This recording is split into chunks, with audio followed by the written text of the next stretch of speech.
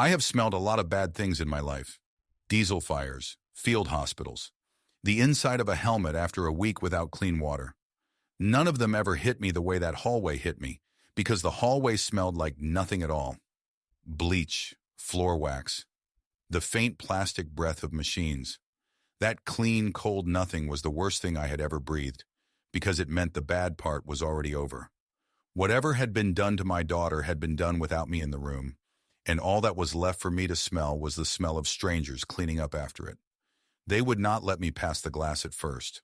A nurse with kind, tired eyes had her hand flat on my chest, and I let her keep it there, because if I had wanted to be past that glass, no hand in the building could have stopped me, and some small part of me still had the discipline to know that scaring her would not help Emma.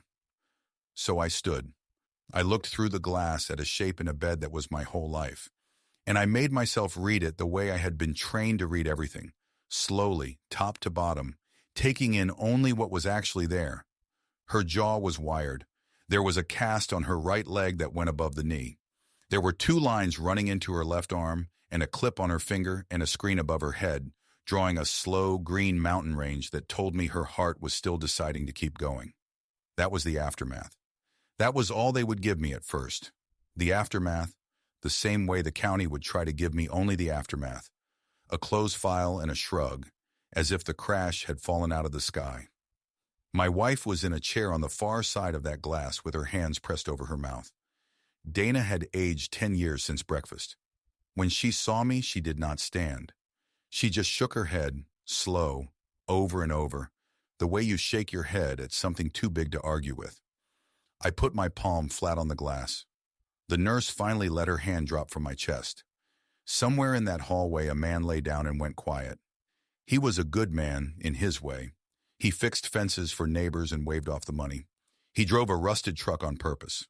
He had spent 9 years teaching a whole town that he was soft, because soft men do not get watched. And a man who is not watched can keep his family safe in the dark. That man lay down in that clean, cold hallway, and he closed his eyes, and he did not get up again. And the other one stood up. The one I had folded into a footlocker in the garage in the year 2016 and promised my wife and myself I would never take out again. He did not shout. He never shouts. He just stood up in me, quiet and level, and he started, out of nothing but habit, to count. 15. I already knew the number. 15 of them, and one of me. If you have ever stood behind glass while people who were supposed to protect your family did nothing, if you have ever been handed a closed file for something that was not an accident, then do me one favor before I tell you the rest. Hit the like button, subscribe for more stories like this one, and tell me your city or your country down in the comments, because I want to know where you are watching from. That is the only thing I will ask you for until the very end. The doctor came out an hour later and told me my daughter would live. He told me the leg would take surgeries and time. He told me the jaw would heal. He told me, carefully, watching my face, that the pattern of the injuries was not what he would expect from a car simply leaving the road on its own. He did not say more than that. He did not have to. I thanked him. I meant it. Standing in that hallway, I did something I had not done in 9 years. I inventoried myself, the way I would before a mission, honest and cold. I checked my hands and they were steady. I checked my mind and it was clear, clearer than it had been in years. Frighteningly clear. The fog of ordinary life burned off in a single instant. I checked my heart last because the heart is the thing that gets men killed. And under all the grief, I found exactly one feeling. Patient and enormous and very old. Not rage. Rage is loud and rage is stupid and rage gets a man a cell. This was the other thing. The thing they train into you and then spend years hoping you can control.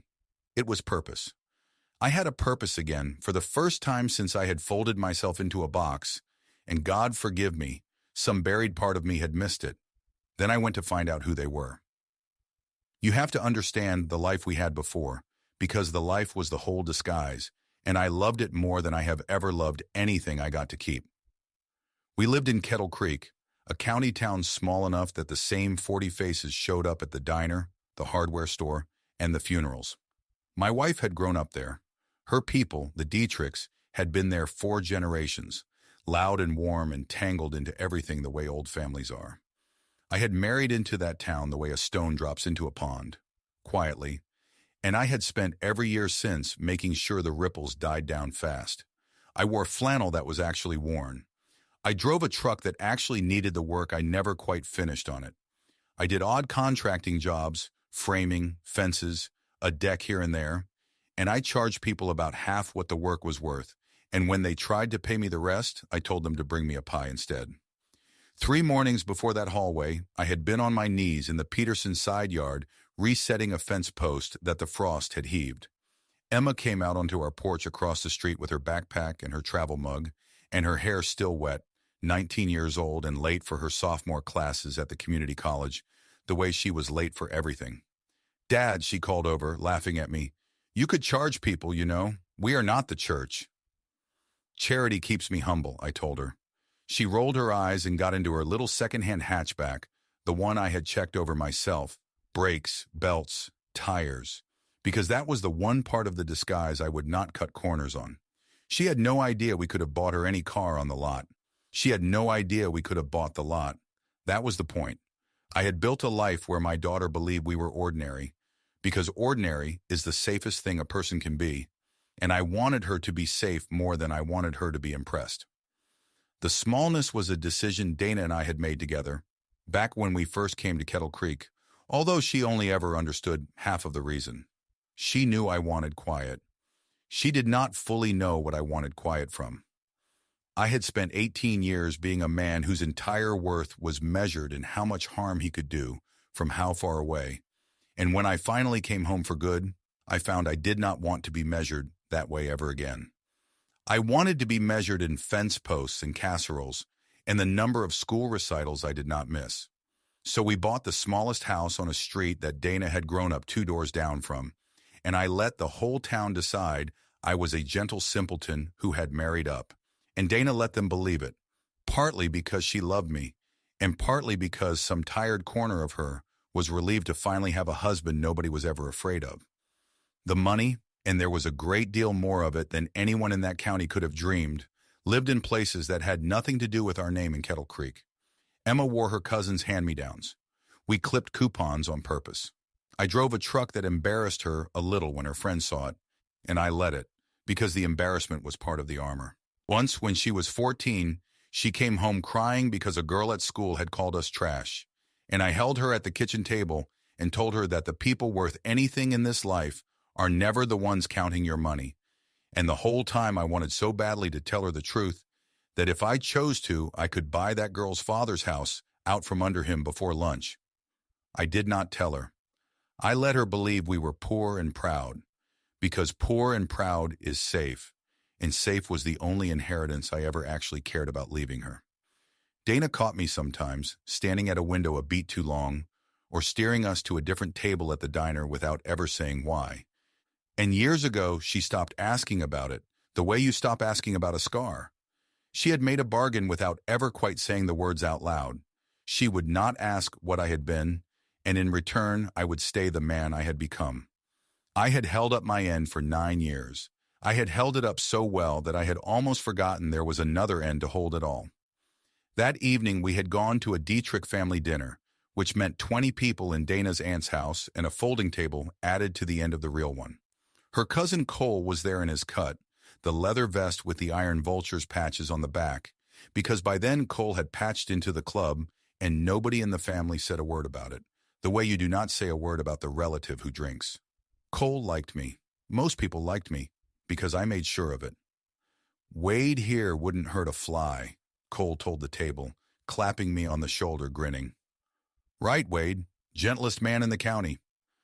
"Flies never gave me a reason," I said, and everyone laughed, and I passed the potatoes. I loved those dinners more than I ever let on, and that was the strange secret at the center of the whole disguise. It was not a prison. It was the thing I had bled for. Every loud, ordinary night in that crowded house, every argument about a football team I did not care about, every plate of somebody's dry casserole was a small, quiet proof that I had gotten my family all the way out of the dark and into the boring, warm light that most people are fortunate enough to take for granted. Men I served with used to dream about nights like that, in places where the night was the most dangerous part of the day. I got to actually live in them, so I passed the potatoes, and I let Cole call me the gentlest man in the county, and I fully intended to be exactly that until the day I died. That night back home, I stood in the garage for a while the way I sometimes did. There was a footlocker under the workbench, olive drab, dented, a combination lock on the hasp. I did not open it. I almost never did.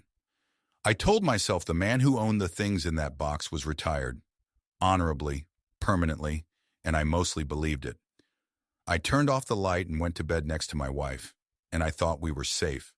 That was the last quiet morning we got. Here is what actually happened, as much of it as I will say, because I am not in the business of handing you the thing itself. 15 members of the Iron Vultures came up behind my daughter on the county highway in the dark. They boxed her hatchback in, front and back and both sides, the way they had done to other people who were not connected enough to matter, and they ran her off the road at the ridge for a laugh, and then they rode away and left her in the trees for a farmer to find. That is the wrong. I am not going to walk you through it slower than that. She was 19. She had a travel mug and wet hair. That is all you need. Here is what the county did with it. By the next afternoon, there was a file, and the file was closed. I sat across a metal desk from a detective named Halleck, a heavy, unhappy man who could not look at me for more than a second at a time, and he slid the folder toward me like it was hot. Single vehicle accident, he said. She lost control on the ridge. There is nothing here, Mr. Bennett. I am sorry about your girl. I truly am. But there is nothing here. 15 motorcycles do not leave a single vehicle accident, I said. There were no motorcycles in the report. I know, I said. That is what I am telling you. He looked at the wall behind me. Let it go, he said, quiet, almost pleading. For your family. I understood him better than he thought. He was not a bad man. He was a small man in a small town that belonged to somebody else, and he had a family too. So I took the folder and I thanked him, and I walked out into the parking lot, and that is where Boone Hargrove was waiting for me. Boone was the president of the Iron Vultures. 52 years old, built like an old refrigerator, gray beard, a cut with a rocker patch that said the things those patches say. He was leaning on the hood of a truck that was not his, in a hospital parking lot in daylight, because he wanted me to see that he could. He had come to look at me. That is a thing predators do. They come to look. You must be the dad, he said. He smiled around a toothpick. Handyman, right? I heard. Watch your daughter better next time, old man. These roads out here are dangerous. He pushed off the truck and stepped close enough that I could smell the beer. This is our town. You are a guest in it. Grieve quiet and we will get along fine. I did not raise my voice. I have found that the men who need to raise their voices are telling you they have already lost control of the room. I looked at Boone Hargrove the way I had once looked at things through glass at very long distances, and I said, "Thank you for coming to tell me that." It confused him. He wanted fear or he wanted a fight, and I gave him a polite man in a flannel shirt, and he did not know what to do with it, so he laughed and got on his bike and rode off to tell the others that the dad was nobody.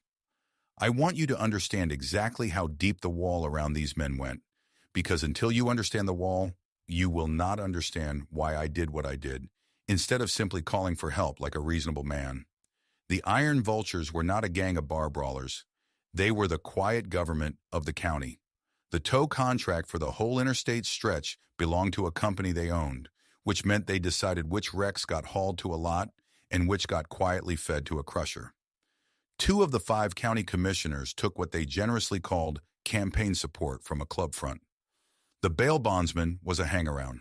Years back, the one honest reporter the local paper ever hired wrote half of a story about them, and then his car burned in his own driveway, and no one was ever charged, and he took a job 3 states away, and the story never ran. And above all of it sat the 2 names that turned muscle into law. Sheriff Tom Raskin, who rode with them on weekends and whose deputies knew exactly which calls not to answer, and Judge Marlon Hargrove, Boone's older brother, who sat on the county bench and made sure that on the rare morning one of them stood before him, the case wilted like a plant nobody watered. You did not beat a thing like that by being right. Being right was the cheapest thing in Kettle Creek. Half that county was right, and all of it was afraid. And fear that everyone shares stops feeling like fear at all. It just feels like the weather. It feels like the way things are. That is what Dana was really begging me to accept when she sat on the edge of our bed. She was not weak. My wife is the bravest person I know. She had simply lived her whole life under that weather, and she had learned, the way everyone in that town had learned, that the price of standing up was your house, your job, your children, sometimes your life, and that the standing up never even worked. She was not asking me to be a coward. She was asking me not to throw our family onto a fire that had already swallowed better armed men than a handyman. From inside her knowledge of the world, she was completely right. She just did not know that her husband did not live inside her knowledge of the world. He never had. That night, my wife begged me. She sat on the edge of our bed with her hands in her lap, and she said, "Wade, please, I am asking you, let it go. They will burn our lives to the ground. My own cousin is one of them. The sheriff rides with them on weekends. Boone's brother is a judge. There is no one to call. There is no one, do you understand me? Please, we still have her. Let us just keep her." Cole caught me in the driveway a day later and said nearly the same thing with fear in his eyes. "You cannot win this one, Wade. Nobody can. Keep your head down. I am trying to protect you." The next evening, the Dietrichs gathered again, not for a dinner this time, but for what they called a talk, which meant the whole family packed into Dana's aunt's living room to convince me, together, to let it go. They loved Emma. I want to be fair to them about that. They wept for her. But they had lived their entire lives under the club's weather, and one after another they told me some version of the very same thing. That fighting back would only cost us more. That the vultures had put men in the ground and walked away whistling. That I was not from here and could not possibly understand how it worked. An uncle took my hand in both of his and told me kindly that the bravest thing a man could do was protect what was left. Dana sat beside me with her jaw set, not because she disagreed, but because she was ashamed of agreeing, and she held my hand so hard it ached. I looked around that room at good, frightened people who had been taught for 40 years that the sky was in charge, and I understood something that steadied me all the way down. They were not asking me to accept that justice was impossible. They were asking me to accept that it was impossible for them. And they were right about that. It had always been impossible for them. It had simply never once been impossible for me. I could not tell them that. So I lowered my head, and I let them believe they had reached me, and I let every one of them drive home thinking the matter was closed, because a quiet man is a safe man, and I needed all of them safe while I worked. Everyone I loved was telling me to bow. So I bowed. In front of all of them, I bowed. And then I went out to the garage, alone, and I opened the locker. People think the gift of a sniper is the trigger. It is not the trigger. Anyone with a steady week and a good instructor can learn the trigger. The gift is patience, and underneath the patience, a specific kind of sight. You learn to look at a whole system before you touch any single part of it. You learn to see the sentry and the road he walks, and the hour he gets bored and the window his boredom opens, and you learn to wait, sometimes for days, for the system to show you the one seam that makes all the rest of it come apart. I had spent the best years of my life learning to see like that, and then I had spent 9 more years teaching myself not to. The lock opened on the second try. My hands remembered the combination before my head did. Inside there was a spotting scope wrapped in a chamois, a challenge coin gone dull at the edges, a laminated call sheet with names and numbers on it, some of them crossed out, most of them not.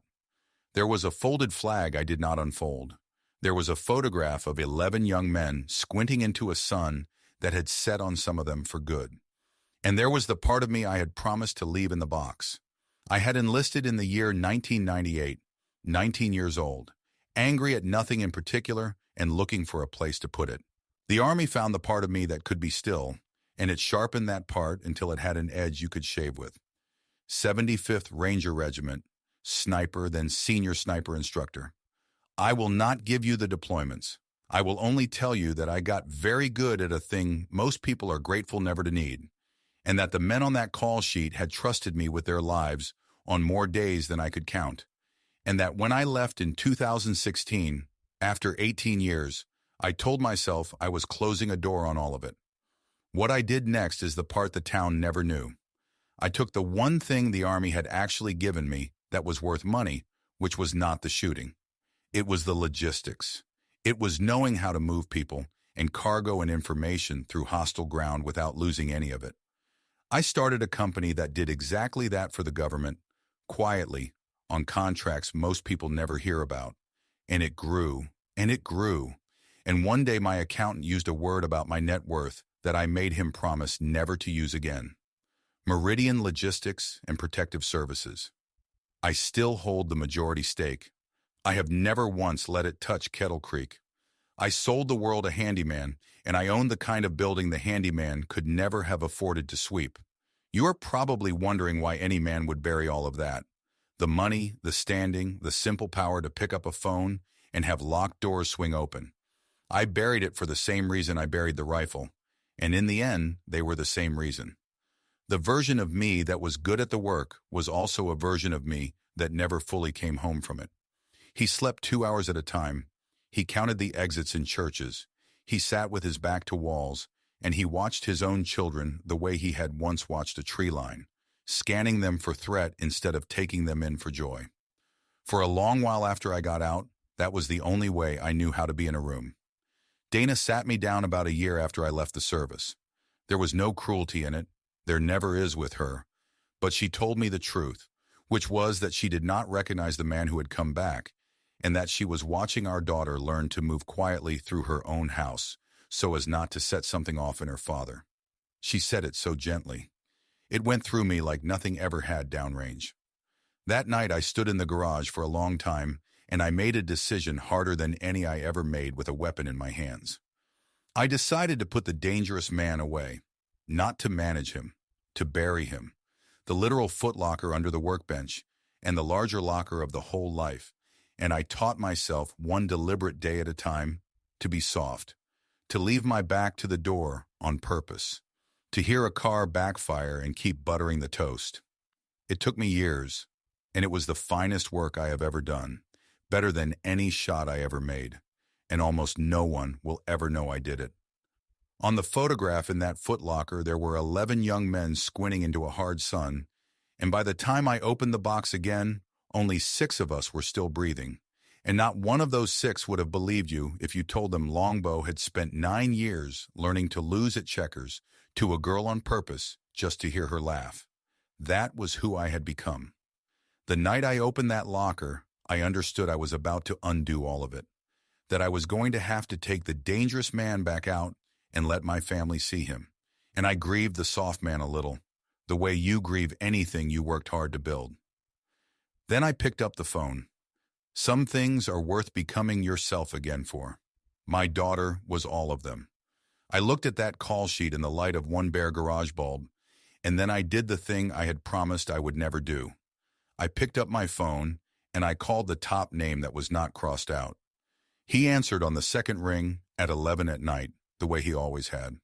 Longbow, he said. Just that. My old call sign, in my old team sergeant's voice, after 9 years of silence.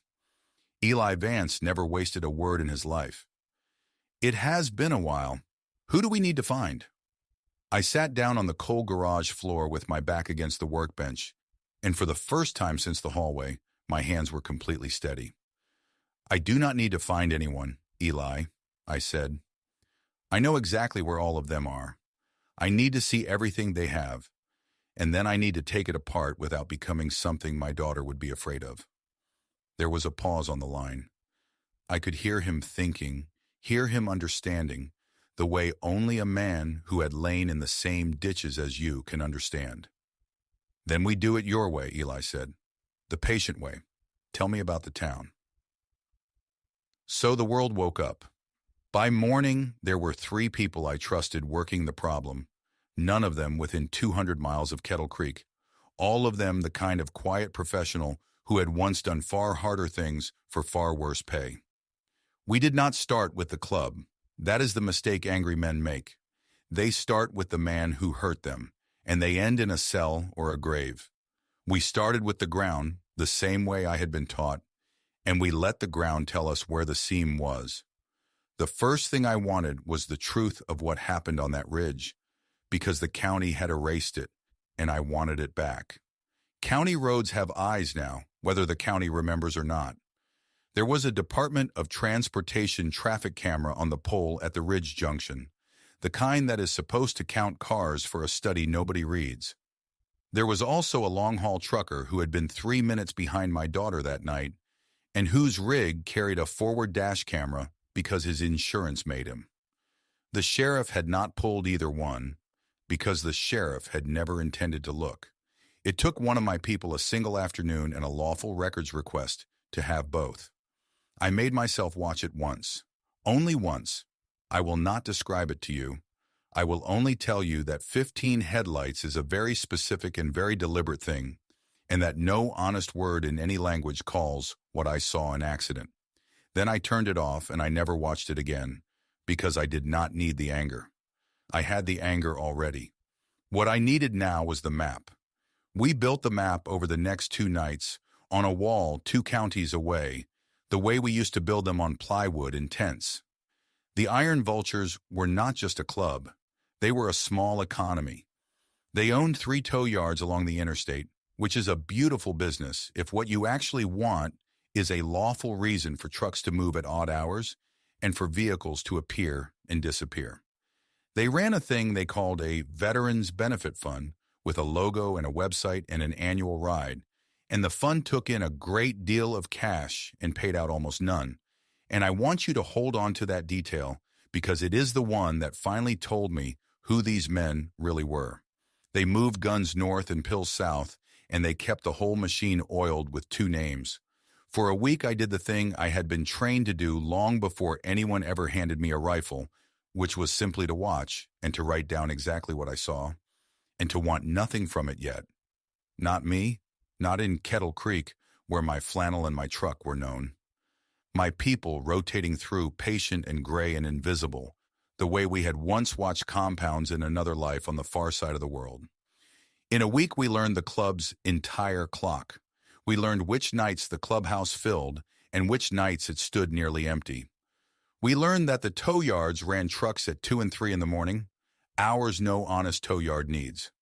We learned where Boone Hargrove ate his breakfast and which stool was his, and that he always sat facing the door, which told me he was not stupid, only comfortable, and comfortable is a kind of stupid that just takes longer to punish. The seam, when it showed itself the way seams always do, through a frightened man who touched the money. His name was Doyle. He was the club's treasurer, and because this county had no shame left in it, also a sworn sheriff's deputy. And every second Friday he personally drove the Veterans Fund deposits to the bank because he did not trust another soul with the amount he was skimming off the top. A scared man who handles all the cash is the softest point in any hard organization. I had marked men like Doyle before, in places with far worse consequences, and I marked him now, not for harm, but because a man like Doyle, shown the right folder at the right hour, does not go to war for anybody. He makes a deal. One night near the end of that week, I did a thing I had promised Dana in my heart I would not do. I went out myself, just once. I parked the rusted truck a mile off and walked in through the tree line behind the clubhouse in the dark. And I stood in the black under a pine for 2 hours and watched them through a lit window, laughing, drinking, safe, 15 men who had run my daughter off a ridge and gone home to a warm room. I did not go in. I did not even want to go in. I had come out there to test one thing, to see whether the soft man would hold, and he held. I stood in the dark I had lived in for 18 years and felt the old stillness settle over me like a coat I had left in a closet, and I felt how easy it would be, and then I turned around and walked back to my truck and drove home and kissed my sleeping wife. That was the night I knew I could do this the patient way, because I had stood one pane of glass from the loud way and I had chosen to leave. The first name was Sheriff Tom Raskin, who rode with them on weekends and made their paper say whatever it needed to say. The second name was Judge Marlon Hargrove, Boone's older brother, who sat on the county bench and made sure that, on the rare day one of them was arrested, the case died on his docket like a plant nobody watered. "This is not a bar fight, Longbow," Eli said on the phone. looking at the same photos I was looking at. This is a small kingdom. Sheriff, judge, money, muscle. You could spend your whole fortune and years of your life and lose. I am not going to fight a kingdom, I said. You do not win a kingdom by outpunching it. You show the people who sit above the kingdom exactly what it has been doing under their noses, and then you get out of the way and let the weight fall. My job is not to be the hammer. My job is to be the man who hands somebody bigger the nail. By the end of the second night, I did not have a suspect. I had the whole map, every yard, every account, every crossed wire between the club and the badge and the bench. And I had found the seam. It was the Veterans Fund. It always is the greedy little lie in the middle. That fund crossed state lines and it touched federal money, and federal money has federal eyes. And federal eyes do not care that Marlon Hargrove owns a county courthouse. They pushed, of course. I wanted them to. A system under pressure shows you its shape.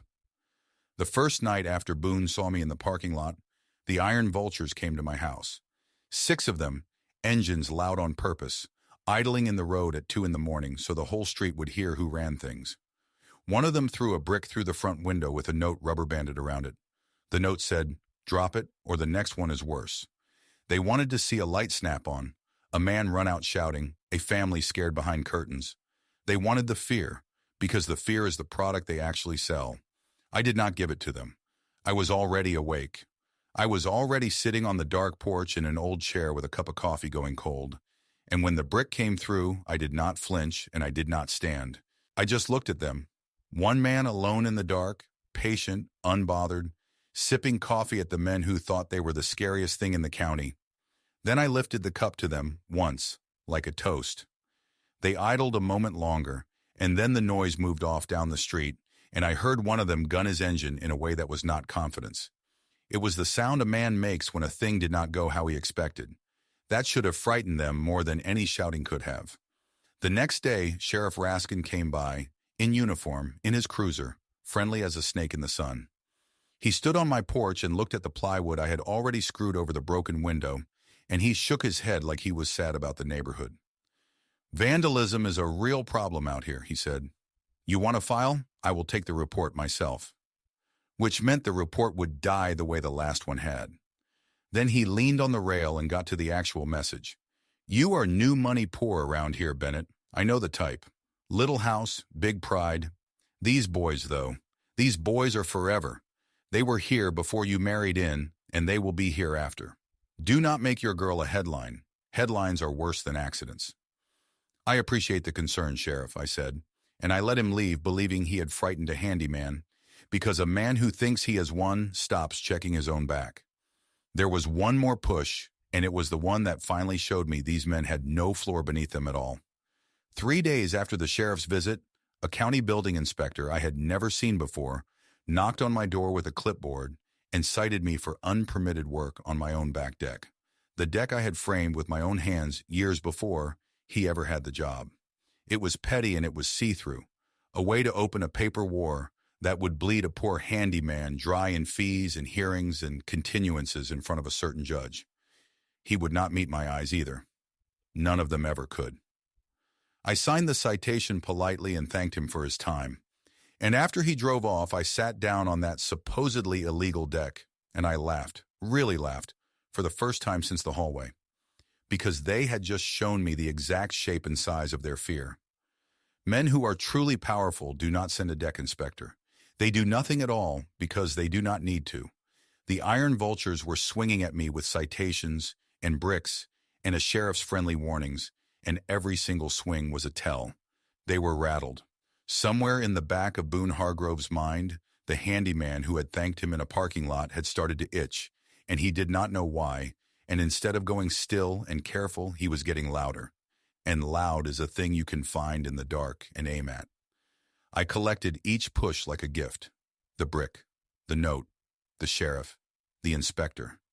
Every one of them was a man walking up and writing his own name on my map. The hardest push did not come from them. It came from a hospital bed.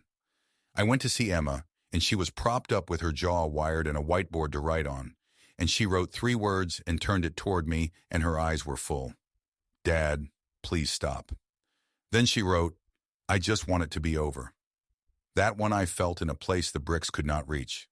I sat down beside her and I took her hand, the one without the lines in it, and I told her the truest thing I could tell her without telling her everything. "It is going to be over, sweetheart," I said. "Sooner than you think. I promise you it is going to be over. And I promise you it is going to be over the right way, so that it stays over. You just get better. Let me carry this one. I am better at carrying than you know." She looked at me for a long time, the way she had looked at me across the street 3 mornings and a lifetime ago. Then she nodded, and she let go of the thing, and she let me hold it instead. I kissed her forehead. Then I went out to the parking lot, and I stood in the exact spot where Boone had told me to grieve quiet, and I went to work for real. Here is where a different man makes a different choice. And I want to be honest with you about the door I stood in front of, because the whole thing turns on it. I could have done it myself. I want you to know that plainly, without bravado, because it matters. I had the map. I had the men. I had the skills the town could not imagine, and the money to disappear afterward. There is a version of that night where I walked into that clubhouse the way the fear in Emma's eyes was begging me not to, and I ended the Iron Vultures the way the old me knew how to end things. And I will not pretend that some cold, exhausted part of me did not want it. 15 of them, one of me. I had run worse math in my life and won, but I sat in my truck outside a federal building the next morning, and I did the arithmetic that actually mattered. That version of the night ends with me in a box, one way or another, in a cell or in the ground. And it ends with my daughter learning to walk again without a father. And it ends with her carrying for the rest of her life the knowledge that her dad became a killer over her. That is not protecting her. That is just handing her a different wound and calling it love. The man in the footlocker was a weapon, but a weapon is a tool. And a good operator knows the whole point of a tool is to choose whether to use it. My gift was never the trigger. It was the sight to see the whole board. And the board told me the strongest thing I could do was also the most patient thing, which was to stay lawful, stay alive, and stay her father. So I went in and I found the one person in the system big enough not to be owned by Marlon Hargrove. Her name was Priya Sandoval, a special agent with the Bureau of Alcohol, Tobacco, Firearms, and Explosives, and she had been trying to build a case on the Iron Vulture's gun pipeline for 3 years and had never once been able to get inside the wall the sheriff and the judge kept around them. I sat across a table from her and I opened a folder, and I watched a tired professional's eyes change. She went through it slowly. The traffic cam, the dash cam, the tow yards, the accounts, the fund that took in veterans' donations and paid out almost nothing. When she finished, she sat back and looked at me for a long moment, and she asked the question I knew she would ask. "You are handing me a federal racketeering case on a silver platter," she said. "Chain of custody clean, every request lawful, more than I have gotten in 3 years. So I have to ask. Men who can do what you just did usually do not come to me.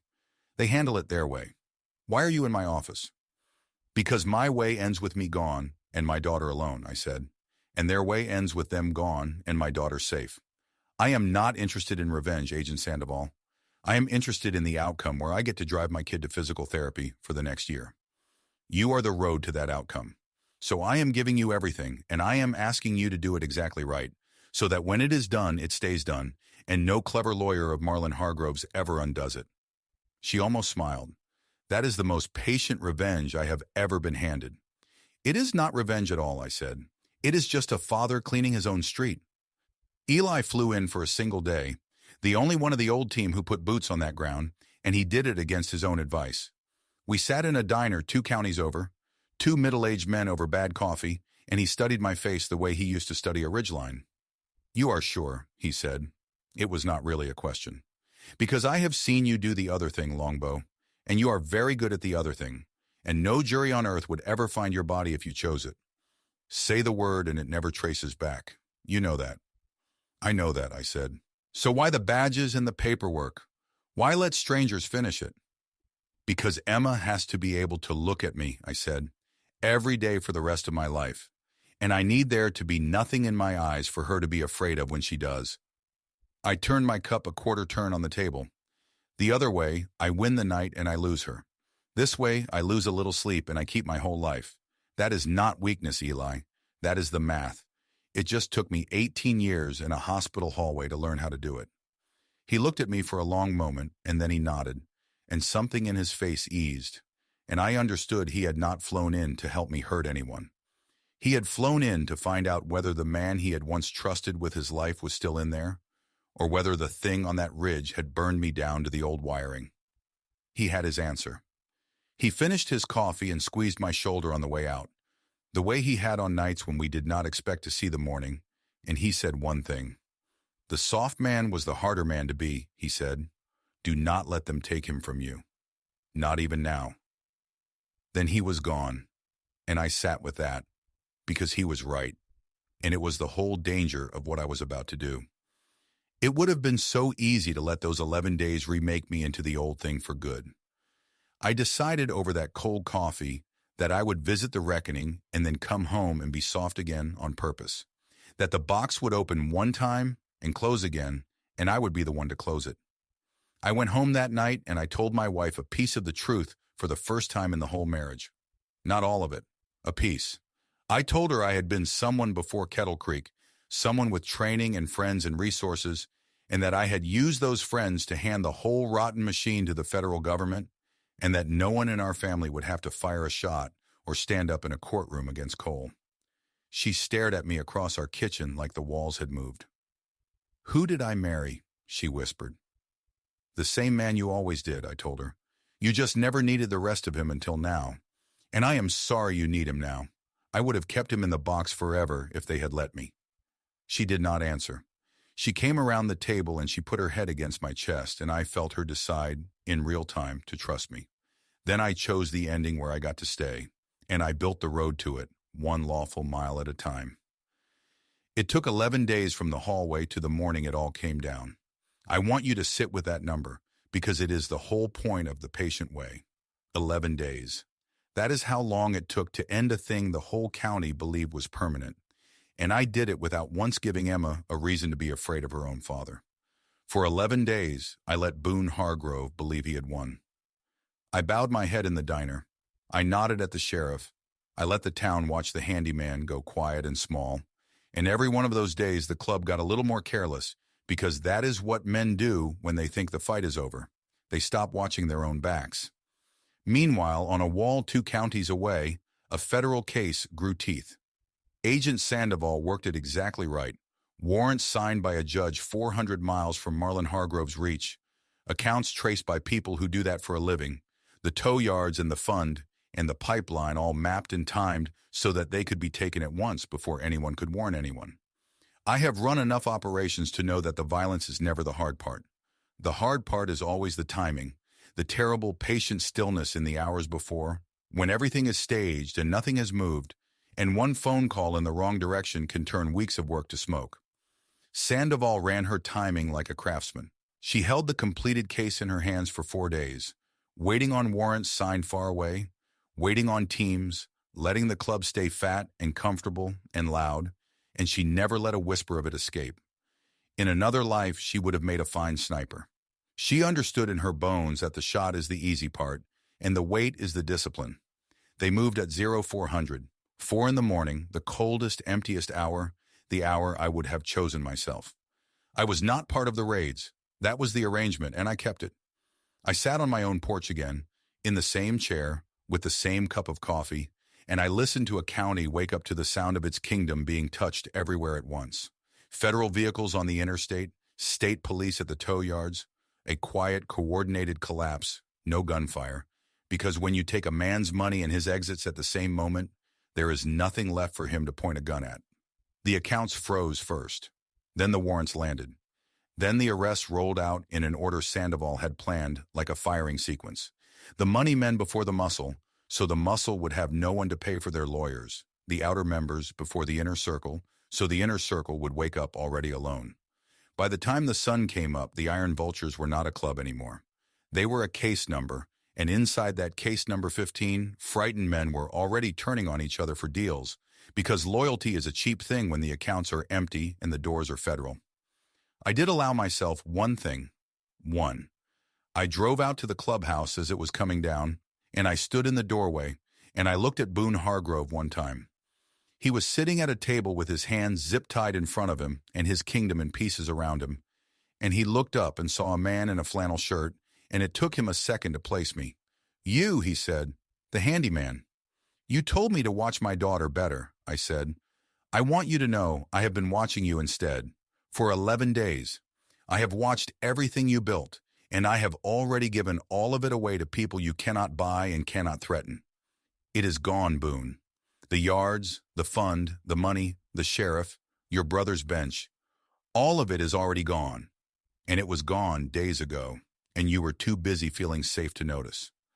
That is the last thing I am going to take from you. Not your life. The idea that you were ever safe from a man like me." He stared at me. Something moved behind his eyes, the first honest fear I had seen in him. "Who the hell are you?" he said. I thought about all the answers I could have given him. The regiment, the call sign, the company, the number of very bad days I had survived that he could not have survived one of. And I gave him the only answer that was actually true.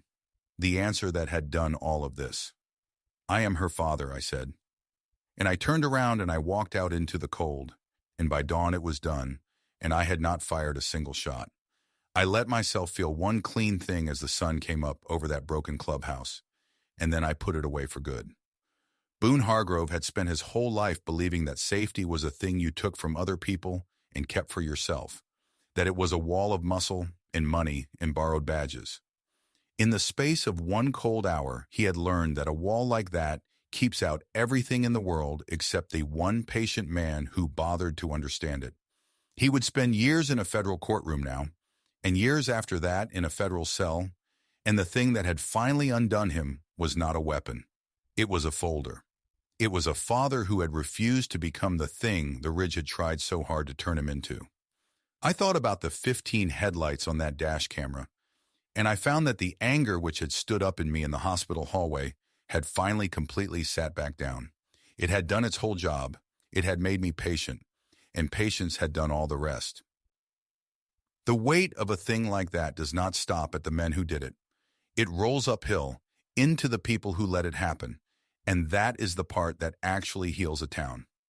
Sheriff Tom Raskin resigned at the end of that week, one step ahead of his own indictment, and it did not save him.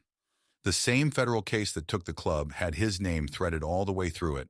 Every buried report, every weekend ride, every favor. Judge Marlon Hargrove was removed from the bench by the state and charged. And I am told that the day they came for him, he still could not believe it was happening, because he had spent so many years being the man nothing happened to. Agent Sandoval called me when it was public. "You understand what you actually did here," she said. "You did not just take down a motorcycle club. Clubs come and go. You took the machine that ran this county, the badge and the bench. That machine has been eating people out here for 20 years. It is gone now." "Good people were always going to be the ones who ended it," I said. "I just handed them the map." "Most people would have taken the trophy," she said. "You are not even going to be named." "I have everything I wanted," I told her. "I want to stay a handyman." The town changed in a way I did not expect and did not deserve credit for. Once the machine was gone, the silence broke. People who had been run off roads and shaken down and frightened into closed files for years started coming forward, because it was finally safe to. Courage is a strange thing. It is contagious, but only after somebody else has already spent theirs where everyone can see it. Detective Halleck, the heavy unhappy man who had slid me that folder, was one of the first to give a statement, and I found out later he had kept copies of things for years, waiting for a day he had stopped believing would come. There was a woman named Carla who had run the diner on the square for 30 years, who had watched the club shake down her register and her tables for most of them, and who walked into Agent Sandoval's borrowed office with a shoebox full of unpaid tabs the vultures had run up like little threats, each one a debt she had been too frightened to ever call in. There was a tow truck driver who had once been ordered to crush a car he was fairly sure had a story locked in its trunk, and who had not slept right in the years since, and who finally told someone in a position to do something about it. One by one, the county remembered that it had once had a spine, and here is the thing the loud way could never have bought me. Every one of those small, terrified, ordinary acts of courage made the case heavier and truer, and harder to ever come apart in some future courtroom. When you force the system to do the work, The system becomes the kind of thing that does the work, and it stays that way after you have gone home. I did not just want the vultures gone for a season. I wanted the weather itself to change. And the only way to change the weather is to let a whole county find out, together, that the sky was never really in charge. The hardest part of the fallout was in my own kitchen. Cole Dietrich, my wife's cousin, had patched into that club.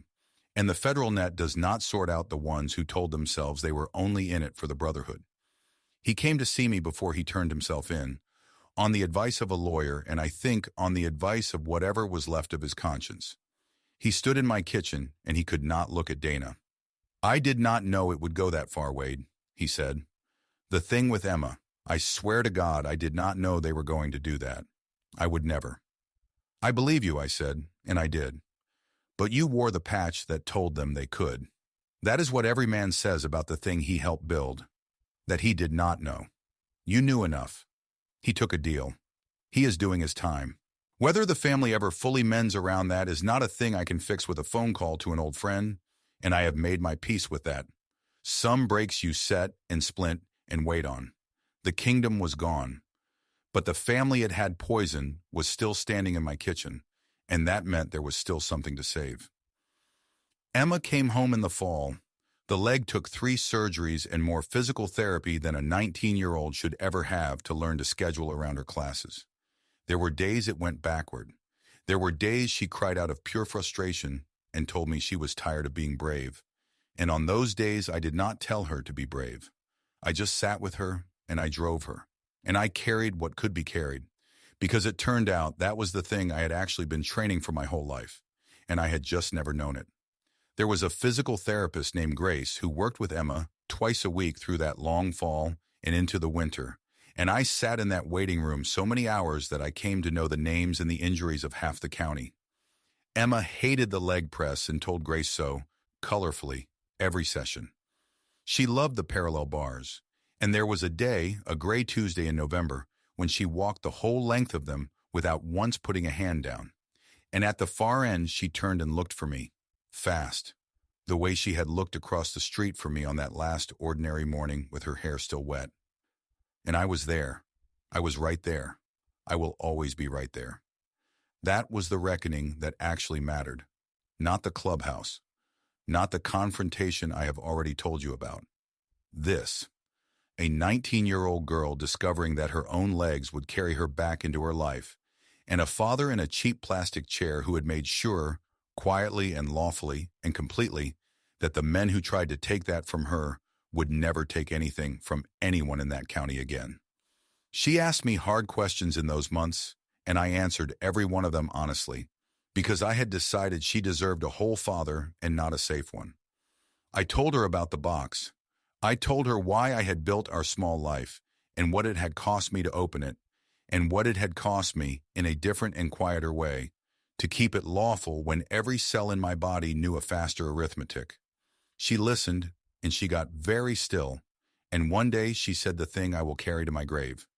She said, "You could have become anything, and you chose to become boring, so that I could be safe and not even know it." And then she said, "Thank you for being boring, Dad. I have been called many things by dangerous men in dangerous places. Nothing anyone ever said to me landed like being thanked for being boring by my own daughter." One evening near the end of it, she was doing her exercises on the living room floor, and she stopped, and she looked up at me, and she asked the question I had known was coming since the day I opened the locker. "Dad," she said, "the sheriff told Mom you were nobody. Boone called you the handyman, but the club is gone, and the sheriff is gone, and the judge is gone, and everybody says it just happened, like the sky did it. It was you. I know it was you. Who are you, really?" So I told her, all of it. The regiment, the years, the things I had done, and the day I decided to fold them into a box and become the man who fixed the Petersons' fence for a pie. I told her about the company, about the money we had never touched, about why I had built a life where she believed we were ordinary. I told her I had done it all so that she would be safe, and that the one time it had not worked, I had chosen the patient way, the lawful way, the alive way, because I would rather she have a whole father than an avenged one. She was quiet for a long time, Then she said, "You gave up all of that to fix fences so I could be normal." "You were worth being normal for," I said. She cried, and I held her, and it was not a sad crying. Later that night, Dana and I sat on the porch. I had sold the rusted truck the week before because the disguise was over, and I was done pretending to be less than I was in my own home. We sat with the quiet of a house that finally had nothing hidden in it. "No more lockers," Dana said. It was not a question. It was a term. "No more lockers," I said. There was one more thing I did, quietly, the way I do everything. The Iron Vultures had run a fake veterans fund, had worn our uniform as a costume to steal from the very people it was supposed to honor, and that had been the detail that told me from the start exactly what kind of men they were. So when the courts finished with the frozen money, I made sure a real veterans organization, 2 counties over, got a donation large enough to change what it could do. And I made sure my name was nowhere on it. They wore the cloth to take. I had worn it to protect. Same cloth, opposite men. It felt like closing a circle that had been open in me for a very long time.